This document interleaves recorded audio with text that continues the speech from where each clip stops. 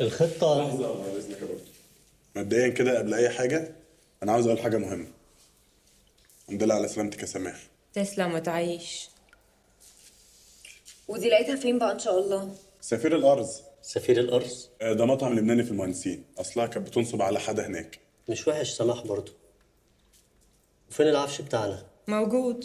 اقسم بالله لو رجعتي لي اسجنك. طب بقول لك إيه بقى، إحنا عايزين ننسى شغل الحواري وشغل السماح ده، عايزين نرجع لشغل بلاد الشام. أيلة فاكرة؟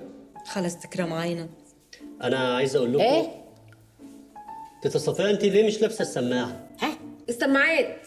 السماعة بتاعتك فين؟ لابساه، بس اصلها اتبلت ميه وانا بتوضى، فاحيانا اسمع واحيانا ما اسمعش. أنا عامل حسابي ما تقلقش يا دكتور.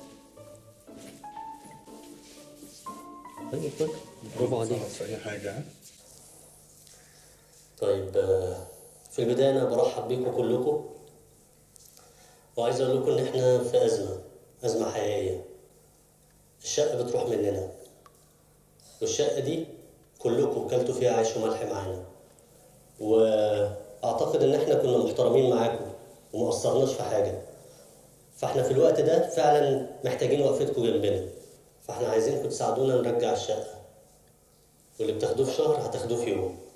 قليل. تيتا صفية. انا اهزر.